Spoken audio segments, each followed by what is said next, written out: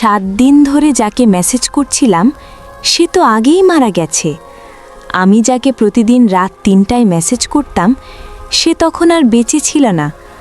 আর সবচেয়ে ভয়ঙ্কর ব্যাপারটা কি জানেন? আমি এটা বুঝতেই পারিনি 7 দিন ধরে। ঘটনাটা শুরু হয় প্রায় 1 সপ্তাহ আগে। রাত তখন ঠিক 3টে। হঠাৎ আমার ফোনে একটা মেসেজ আসে, ঘুমাওনি এখনো? আমি একটু অবাক হলাম, নাম্বারটা সেভ করা ছিল না, কিন্তু রিপ্লাই দিলাম, কে?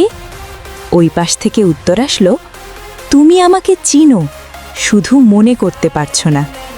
কথাটা একটু অদ্ভুত লাগলেও কেমন যেন একটা টান ছিল কথাগুলোর মধ্যে। সেদিন রাতেই আমরা অনেকক্ষণ কথা বললাম। এরপর থেকে প্রতিদিন ঠিক রাত 3টায় ও মেসেজ দিত। আমাদের কথা বাড়তে থাকলো। ও আমার সম্পর্কে অনেক কিছু জানতো, আমার পছন্দ, আমার ভয়, এমনকি আমার পুরনো কিছু স্মৃতি, যেগুলো আমি কাউকে বলিনি কখনো। একদিন আমি জিজ্ঞেস করলাম, তুমি আসলে কে? ও শুধু লিখল, সময় হলে বুঝবে। 7ম দিনের রাতে আমি ঠিক করলাম আজ সব জানতে হবে। রাত 3টে বাজতেই আবার মেসেজ, আজ বাইরে যেও না।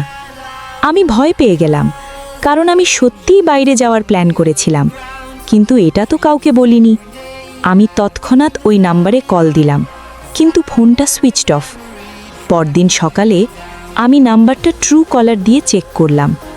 নাম দেখে আমার শরীর ঠান্ডা হয়ে গেল। ওই নামটা আমার খুব চেনা, কারণ ওই মানুষটা 1 সপ্তাহ আগে একটা অ্যাক্সিডেন্টে মারা গিয়েছিল।